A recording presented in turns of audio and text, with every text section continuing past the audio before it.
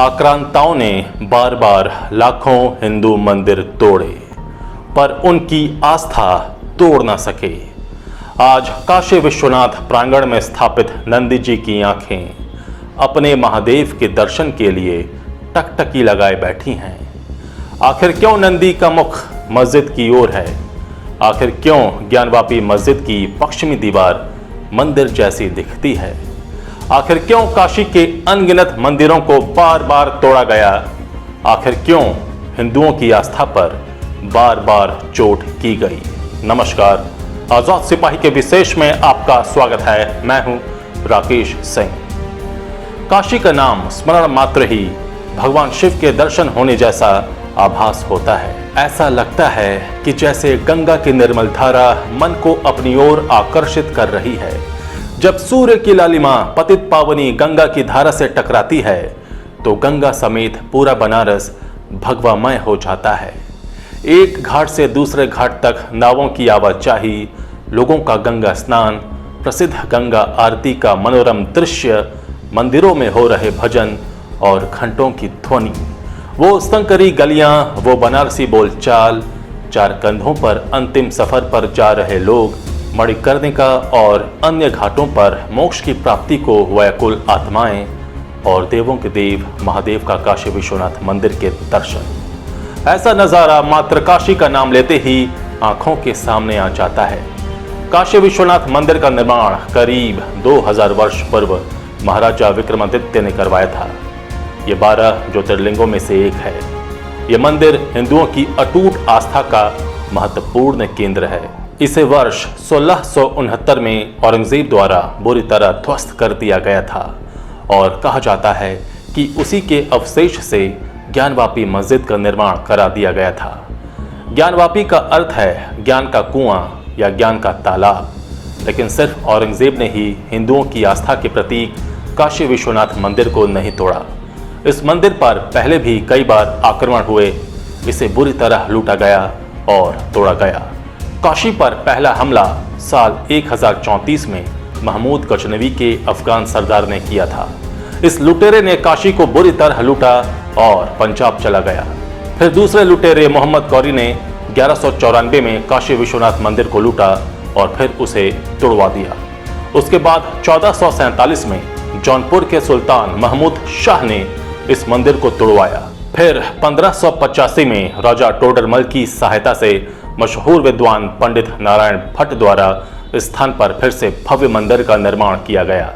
उसके बाद 1632 में शाहजहां ने मंदिर को तोड़ने का फिर आदेश जारी कर दिया, लेकिन हिंदुओं के प्रबल विरोध के कारण शाहजहां के सैनिक मुख्य मंदिर को तोड़ न सके, लेकिन लगभग 64 मंदिरों को ध्वस्त कर दिया। उसके बाद 1669 में औरंगजेब ने तो जो कारनामा किया वो आज तक हिंदुओं को जख्म दे रहा है।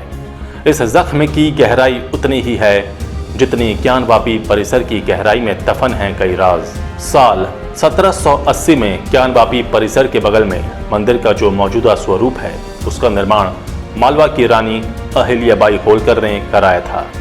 फिर 1853 में महाराजा रणजीत सिंह ने मंदिर के शिखर पर 880 किलो सोने का छत्र चढ़ाया था। उसके बाद साल 2021 में भारत के प्रधानमंत्री नरेंद्र मोदी ने काशी विश्वनाथ धाम का जिस प्रकार से पुनर्निर्माण करवाया है उसका जिक्र इतिहास के पन्नों में स्वर्ण अक्षरों से लिखा जाएगा। प्रधानमंत्री नरेंद्र मोदी ने इस मौके पर कहा था, काशी विश्वनाथ धाम का लोकार्पण भारत को एक निर्णायक दिशा देगा, एक उज्जवल भविष्य की तरफ ले जाएगा। ये परिसर साक्षी है हमारे सामर्थ्य का, हमारे कर्तव्य का। अगर सोच लिया जाए, ठान लिया जाए तो असंभव कुछ भी नहीं है। उत्तर प्रदेश के मुख्यमंत्री योगी आदित्यनाथ ने उद्घाटन के मौके पर कहा था कि हजारों वर्ष की प्रतीक्षा आज पूरी हुई। भारत मां के महान सपूत ने इस सपने को पूरा किया। पूरी काशी, हर भारतवासी और दुनिया भर में भारतीय परंपरा का हर अनुगामी पीएम मोदी का आज धन्यवाद कर रहा है। वाराणसी की अदालत ने 6 और 7 मई 2022 को ज्ञानवापी मस्जिद का सर्वेक्षण कराने का आदेश दिया। ज्ञानवापी परिसर में वीडियोग्राफी के जरिए कई राज बेपर्द भी होंगे। ध्वस्त किए हुए अवशेष खुद सत्यता का प्रमाण देंगे। क्या है काशी विश्वनाथ मंदिर और ज्ञानवापी मस्जिद का कनेक्शन? आखिर क्यों नंदी जी का मुख वर्तमान मस्जिद की दिशा की ओर है? आखिर क्यों बार बार काशी विश्वनाथ मंदिर को तोड़ा और लूटा गया? इन सवालों की पड़ताल करती आजाद सिपाही के विशेष संवाददाता राकेश सिंह, यानी मेरी ये विशेष रिपोर्ट। 22 अप्रैल 2022 की सुबह 6 बजे मैं वाराणसी में था। उद्देश्य था काशी विश्वनाथ के दर्शन करने का। मैं इससे पहले 4 या 5 बार वाराणसी जा चुका हूँ। ज्यादा जाना मणिकर्णिका घाट पर ही हुआ। परिवार के बुजुर्ग और कुछ करीबियों के आखिरी सफर का हिस्सा बना। कहते हैं कि काशी में अगर किसी की मृत्यु हो या मृत देह को जलाया जाए तो मोक्ष की प्राप्ति होती है। जब सबसे पहले मैं वाराणसी गया था उस वक्त मैं काफी छोटा था। उस वक्त पहली बार मैंने काशी विश्वनाथ के दर्शन किए थे। याद रही सिर्फ भीड़ और विश्वनाथ बाबा को मेरे हाथों द्वारा स्पर्श। उसके बाद मैं जब भी वाराणसी गया तो कभी शूटिंग करने में व्यस्त रहा तो किन्हीं अन्य कार्यों से। कई बार मैं काशी विश्वनाथ मंदिर के कैंपस के इर्द गिर्द भी गया। उस वक्त मंदिर से ठीक सटी एक मस्जिद दिखाई पड़ती थी। उस मस्जिद को ज्ञानवापी मस्जिद के नाम से जाना जाता है। वहां काफी मात्रा में पुलिस भी खड़ी रहा करती थी, अभी भी है। इतनी समझ तो थी कि मंदिर के ठीक बगल में अगर मस्जिद बनी है तो ये मुगल काल की ही देन होगी। जब मैंने काशी विश्वनाथ मंदिर के बारे में पढ़ना शुरू किया तब समझा कि कितना सहा है हिंदुओं ने, कितने आक्रमण झेले हैं हिंदू देवी देवताओं ने। 1194 में मोहम्मद गौरी ने इस मंदिर में लूटपाट करने के बाद इसको तोड़वा दिया था। कहते हैं कि 13 ऊंटों पर सोना चांदी हीरे जवाहरात और बेशकीमती रत्न लादकर वो इस मंदिर से ले गया था। उसके बाद 1447 में जौनपुर के सुल्तान महमूद शाह ने भी इसको खंडित किया, लेकिन 1669 में औरंगजेब द्वारा इस मंदिर को पूरी तरह ध्वस्त कर दिया गया और उस पर मस्जिद का निर्माण भी करा दिया गया। इस बार के काशी विश्वनाथ मंदिर के दर्शन ने मेरे मन में कई सवालों को जन्म दे दिया। दर्शन करने के लिए गेट नंबर 4 से मैंने एंट्री की। एंट्री करने से पहले मैंने प्रसाद भी खरीदा। गेट के अंदर आने के बाद एक गिलास दूध शिवलिंग पर चढ़ाने के लिए भी खरीदा। भीड़ भी थी, मैं लाइन में लगा था। तभी पास के मस्जिद नुमा ढांचे पर मेरी नजर गई। कुछ लोग उंगली दिखाकर बात भी कर रहे थे कि मस्जिद का पश्चिमी निचला हिस्सा मंदिर जैसा लग रहा है। मैं भी उसे गौर से देखने लगा। सुना तो बहुत था इसके बारे में कि इस मस्जिद के नीचे मंदिर है। यह पहला मौका था जब मैं इतने करीब से मंदिर नुमा दीवार के ऊपर मस्जिद को देख रहा था। साफ साफ समझ आ रही थी कि ज्ञानवापी के गुंबद के नीचे की नक्काशी मंदिर की है। माना जाता है कि इस तरह की नक्काशी 14वीं-15वीं शताब्दी की है। जिस प्रकार से मस्जिद के खंभों की कलाकृति थी वैसे हिंदुओं के धर्म स्थलों की ही होती है। ऐसा प्रतीत हो रहा था कि मंदिर के खंभों के ऊपर कोई मस्जिद का गुंबद लगा दिया गया हो। उसके बाद मैंने काशी विश्वनाथ के दर्शन किए। दर्शन के बाद मंदिर के कैंपस में मैंने घूमना शुरू किया। मेरी नज़र ज्ञानवापी कूप की तरफ गई। मैं वहां गया। पंडित जी ने प्रसाद के रूप में जल पीने को दिया। यह जल बहुत ही पवित्र माना जाता है। ठीक ज्ञानवापी कूप के बगल में स्थित मेरी नज़र नंदी जी पर गई, लेकिन मैं आश्चर्यचकित हो गया ये देखकर कि नंदी जी का मुख उल्टी दिशा में क्यों है। नंदी जी का मुख जिस दिशा में था वहाँ तो ज्ञानवापी मस्जिद है। मेरा दिमाग ठनका। फिर मैंने सिर पकड़ लिया। अरे ये क्या! अगर नंदी जी का मुख आज की ज्ञानवापी मस्जिद की ओर है तो शिवलिंग भी ठीक सामने ही होगा। मेरे मन में कई सवाल तैरने लगे। मैंने अपने ज्ञान चक्षु खोले। बड़ा दर्द हुआ जब सब कुछ समझा। मैं नंदी जी के पास गया। सभी कान में उनसे मन्नत मांग रहे थे। मैंने भी मांगा। जब मैंने नंदी जी का स्पर्श किया वो छुअन अद्भुत था। ऐसा लगा वो पत्थर के नहीं हैं, उनमें जान है। वो बस एकटक अपने शिव शंकर की राह देख रहे हैं। उनकी आंखों में देख मेरे नयन भी भीग गए, लेकिन अपने आंसू मैंने छिपा लिए। शायद ज्यादातर हिंदुओं के मन में भी यही भाव उत्पन्न होता होगा। पहले तो बहुत रोष आया, लेकिन फिर मैं सोचने पर मजबूर हो जाता हूँ, आखिर क्यों मुस्लिम भाई ऐसा कर रहे हैं? क्या उनके मन में नहीं आता कि कहीं वो गलत तो नहीं? क्या धर्म के ठेकेदारों ने उनकी आंखों पर ना समझने की पट्टी बांध दी है? किताबों के पन्नों में जिक्र है कि 18 अप्रैल 1969 को औरंगजेब के एक दरबारी की तरफ से एक फरमान जारी किया गया था। इसे फारसी में लिखा गया था। उस समय के लेखक साकी मुस्तैद खान द्वारा लिखित मासीदे आलमगीरी में इस ध्वंस का वर्णन है, लेकिन इसका हिंदी अनुवाद अहम दस्तावेज के रूप में अदालत में जमा कराया गया है। इसमें लिखा है कि औरंगजेब को ये खबर मिली कि मुल्तान के सूबों और बनारस में बेवकूफ़ ब्राह्मण अपनी रद्दी किताबें पाठशालाओं में पढ़ाते हैं और इन पाठशालाओं में हिंदू और मुसलमान विद्यार्थी और जिज्ञासु उनके बदमाशी भरे ज्ञान विज्ञान को पढ़ने की दृष्टि से आते हैं। धर्म संचालक बादशाह ने ये सुनने के बाद सूबेदारों के नाम ये फरमान जारी किया कि वो अपनी इच्छा से काफिरों के मंदिर और पाठशालाएं गिरा दें। उन्हें इस बात की भी सख्त ताकीद की गई कि वो सभी तरह की मूर्ति पूजा से संबंधित शास्त्रों का पठन पाठन और मूर्ति पूजन भी बंद करा दें। इसके बाद औरंगजेब को ये जानकारी दी गई कि उनके आदेश के बाद 2 सितंबर 1969 को काशी विश्वनाथ मंदिर को गिरा दिया गया है। ये एक ऐसा ऐतिहासिक दस्तावेज है जो खुद पुष्टि कर रहा है कि औरंगजेब के आदेश पर ही काशी विश्वनाथ मंदिर को गिरा दिया गया था। आजाद भारत के पहले 1936 में भी ये मामला कोर्ट में गया था। उस वक्त दीन मोहम्मद नाम के एक व्यक्ति ने याचिका डाली थी। उस व्यक्ति ने अदालत से मांग की थी कि पूरा ज्ञानवापी परिसर मस्जिद के जिम्मे में घोषित किया जाए, लेकिन 1937 में अदालत ने फैसला सुनाते हुए इस याचिका को खारिज कर दिया, लेकिन विवादित स्थल पर नमाज पढ़ने की अनुमति दे दी गई। इसी केस की सुनवाई के दौरान 1936 में अंग्रेज अफसरों ने वर्ष 1585 में बने प्राचीन विश्वनाथ मंदिर का नक्शा अदालत में पेश किया था। इस नक्शे के हिसाब से मस्जिद का कोई जिक्र नजर नहीं आता है। 1585 में काशी का पुनर्निर्माण कराया गया था। राजा टोडरमल ने मंदिर को फिर से बनवाया था। उस समय बने मंदिर के नक्शे को 1820 से 1830 के बीच ब्रिटिश अधिकारी जेम्स प्रिंसेप ने तैयार किया था। नक्शे के हिसाब से दावा किया जाता है कि इसमें कहीं भी मस्जिद का जिक्र नहीं है। नक्शे के मुताबिक मंदिर के प्रांगण में चारों कोनों पर तारकेश्वर, मनकेश्वर, गणेश मंदिर और भगवान भैरव का मंदिर दिखाई पड़ता है। बीच के हिस्से में गर्भगृह है जहां शिवलिंग स्थापित है और उसके दोनों तरफ शिव मंदिर भी है। नक्शे में मंदिर का मुख्य द्वार भी दर्शाया गया है जिसे द्वारपाल कहा गया है। अब आज के समय इस नक्शे के बीच के स्थान पर देखा जाए तो मस्जिद बनी हुई है। इसे ज्ञानवापी मस्जिद कहा जाता है, जिसका इस नक्शे में जिक्र तक नहीं था। ऐसा दावा भी किया जाता है कि इस मंदिर की पश्चिमी दीवार आज भी वही है जो प्राचीन मंदिर में हुआ करती थी।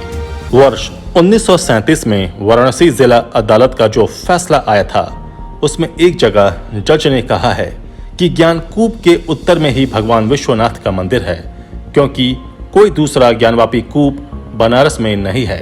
बीएचयू के प्राचीन भारतीय इतिहास एवं संस्कृति विभाग के पूर्व विभागाध्यक्ष डॉक्टर AS आर्टेकर ने 1937 में हिस्ट्री ऑफ बनारस किताब लिखी।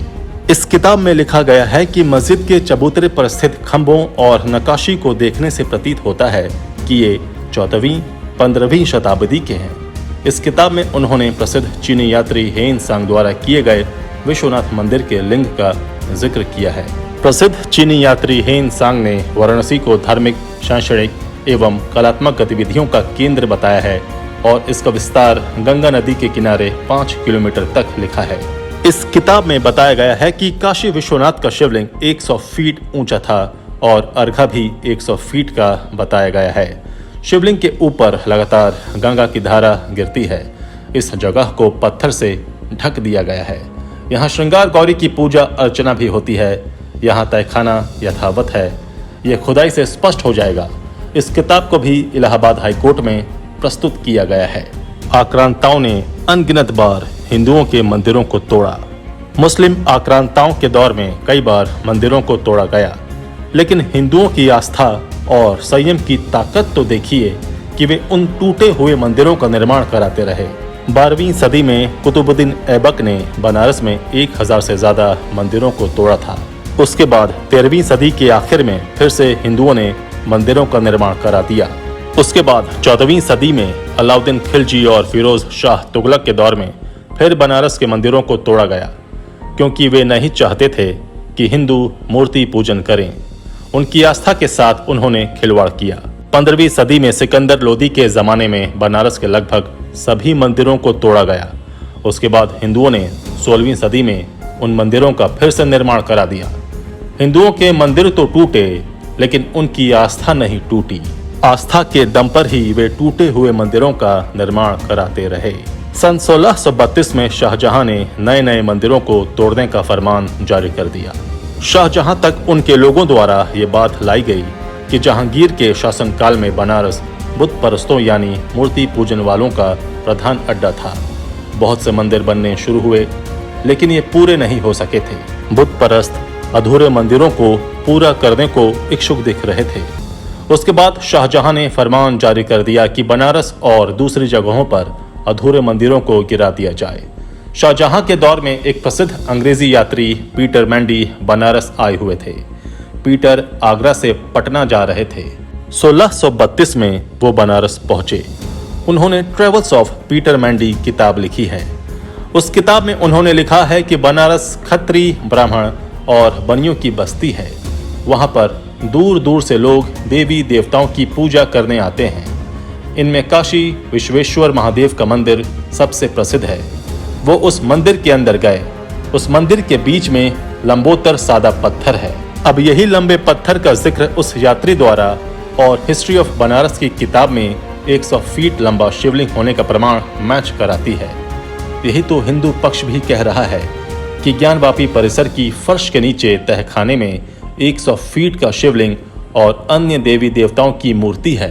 मशहूर विद्वान नारायण भट्ट ने अपनी किताब त्रिस्थली में लिखा है कि अगर कोई मंदिर तोड़ दिया गया हो और वहां से शिवलिंग हटा दिया गया हो या नष्ट कर दिया गया हो, तब भी वो स्थान महात्मा की दृष्टि से विशेष पूजनीय है। अगर मंदिर को नष्ट कर दिया गया हो तो खाली जगह की भी पूजा की जा सकती है।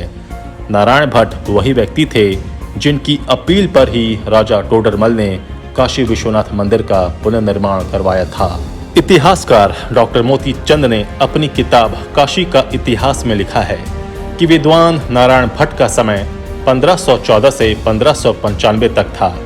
ऐसा प्रतीत होता है कि उनके जीवन के बड़े काल में काशी में विश्वनाथ मंदिर नहीं था। इसका मतलब यही है कि उस दौर में काशी विश्वनाथ मंदिर तोड़ा हुआ था, उसका पुनर्निर्माण नहीं हुआ था। और ऐसा भी प्रतीत होता है कि औरंगजेब से पहले विश्वनाथ के 15वीं सदी के मंदिर के स्थान पर कोई मस्जिद नहीं बनी थी। इस किताब के हिसाब से ज्ञानवापी मस्जिद का 125 गुणा 18 फुट नाप का पूरब की ओर का चबूतरा शायद 14वीं सदी के विश्वनाथ मंदिर का बचा भाग है। इतिहासकार मोती चंद ने अपनी पुस्तक में ये भी लिखा है कि मंदिर सिर्फ गिराया ही नहीं गया, उस पर ज्ञानवापी मस्जिद भी उठा दी गई।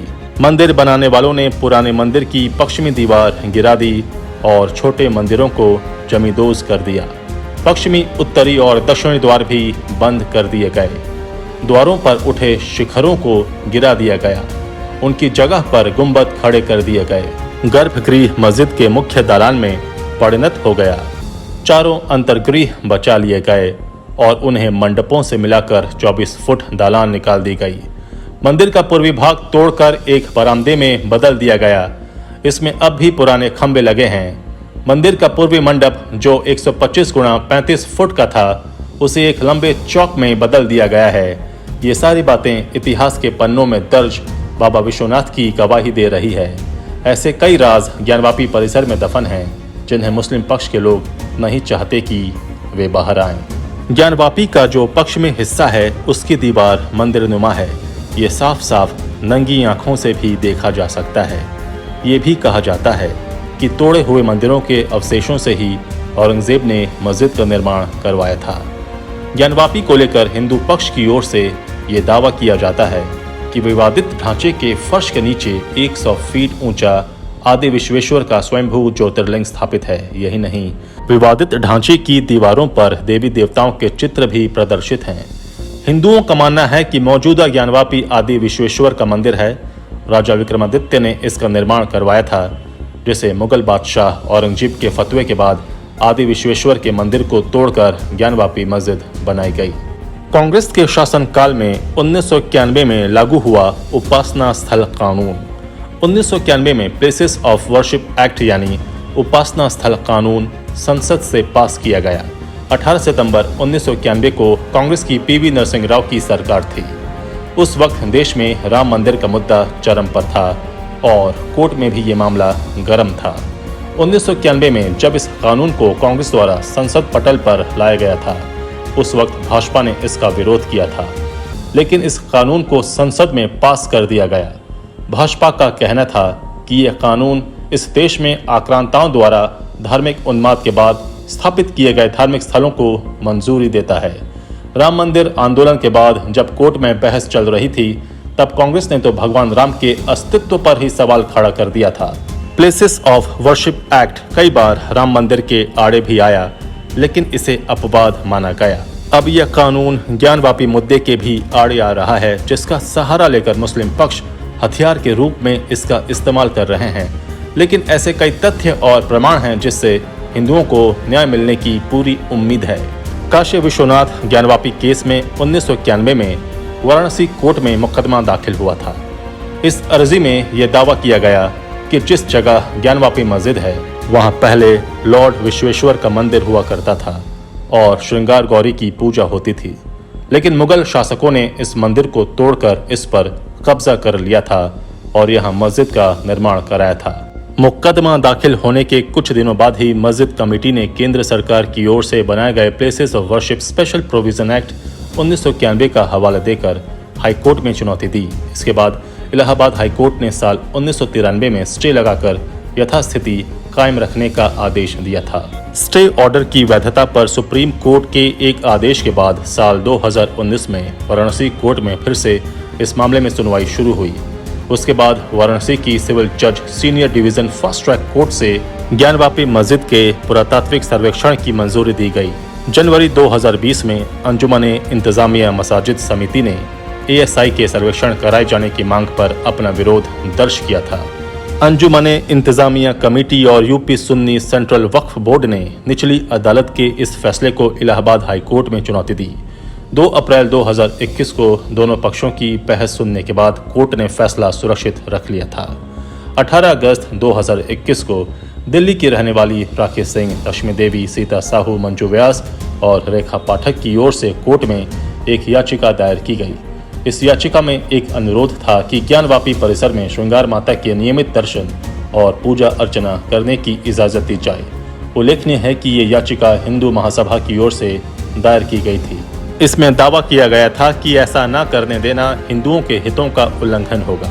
इसमें विपक्ष के तौर पर अंजुमने इंतजामिया मसाजिद वाराणसी के कमिश्नर, पुलिस कमिश्नर, जिले के DM और राज्य सरकार को चुना गया था। इस मामले की सुनवाई हुई और कोर्ट ने ज्ञानवापी परिसर स्थित श्रृंगार गौरी और अन्य देव विग्रहों की वीडियोग्राफी और सर्वे के लिए अजय कुमार मिश्र एडवोकेट को सर्वे कमिश्नर नियुक्त कर 10 मई तक रिपोर्ट मांगी है। इसी क्रम में 6 मई 2022 को ज्ञानवापी परिसर में वीडियोग्राफी की तिथि तय की गई। अगर किसी कारण कार्यवाही पूरी नहीं हुई, तब 7 तारीख को भी कार्यवाही जारी रखी जा सकती है। काशी विश्वनाथ धाम ज्ञानवापी स्थित श्रृंगार गौरी और अन्य देव विग्रहों की वीडियोग्राफी और सर्वे का काम 6 मई 2022 को दिन के 3 बजे के बाद शुरू हुआ। ज्ञानवापी परिसर में सर्वे का विरोध कर रहे लोगों ने वीडियोग्राफी और सर्वे की टीम के खिलाफ नारेबाजी भी की। अदालत की ओर से नियुक्त कमिश्नर और उनके साथ की टीम पहुंची तो सड़क पर हंगामा हो गया, लेकिन प्रशासन की मुस्तैदी ने सिचुएशन को कंट्रोल कर लिया। वहां 3 लेयर की सिक्योरिटी फोर्स थी। सर्वेक्षण टीम में पक्ष और विपक्ष के 30 से ज्यादा लोग शामिल थे। अंजुमने इंतजामिया मसाजिद कमेटी के सचिव SS यासीन ने पहले ही इस कार्रवाई का विरोध करने का ऐलान किया था।